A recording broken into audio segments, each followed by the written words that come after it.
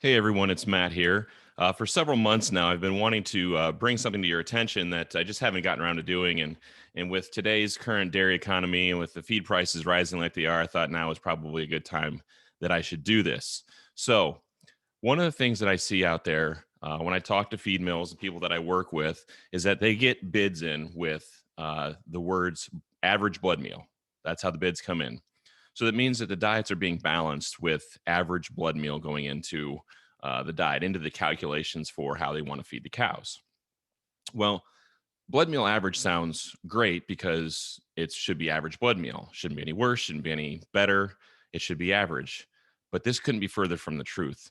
Blood meal average from the CNCPS data bank, which is where this is from.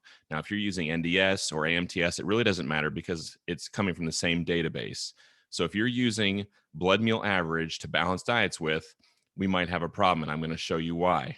So 1 pound of blood meal average is about 164 grams of MP delivered per day. Now, if you actually got blood meal in a mill, delivered, put into a mix, delivered to a farm that was 164 grams of MP per day, you would be livid. This is about the worst stuff you can find out there. And we're balancing diets using this calculation. Let me show you why.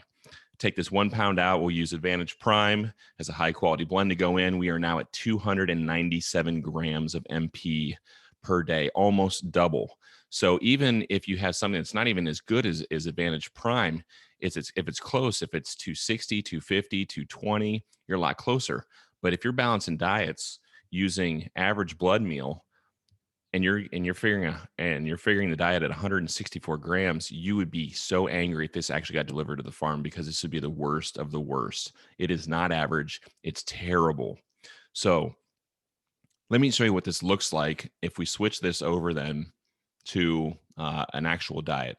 So this is a diet where I have 1 pound of blood meal in it. Now, don't judge me on this, on the composition of this diet. We just put it together, try to get things close, right? So 1 pound of dry matter on average blood meal is 95 ME milk and 96 MP milk. All right, we're trying to get 100% here, having these two be equal. But when the feed mill actually uses something of higher quality than what you've balanced the diet for, here's what happens. Let me put a pound of Advantage Prime back in, and you can see that we've now jumped from nearly 96 to 102. So 6 pounds of MP milk difference. Now, the problem is that when we do this, we don't have enough ME at the farm to actually be able to metabolize and utilize the amino acids that are available, the extra amino acids that are available.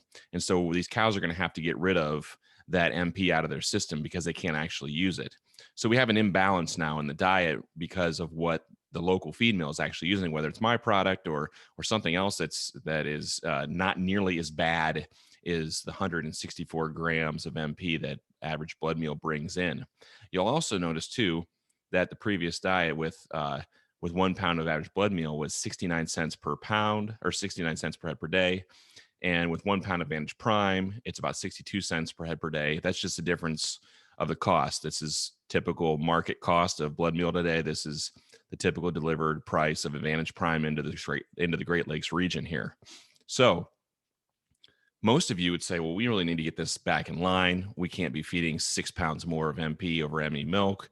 So 6/10 of a pound, so 4/10 pound of dry matter less gets us really close, 95.5 pounds here of MP milk, which is where we want to be.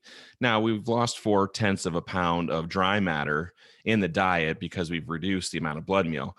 You can make that up with something else. It really doesn't matter. 4/10 of a pound of blood meal is going to cost, or 4/10 of a pound of dry matter is going to cost you a couple cents to put back in the diet. But you'll notice that we've decreased our cost from 69 cents down to 37 cents per head per day, almost half the price.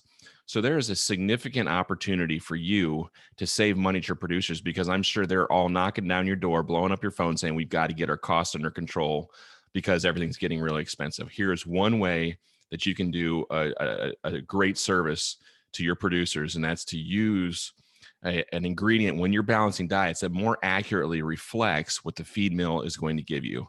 So you don't want to be so far out of line with your diets that we're giving amino acids and cost away.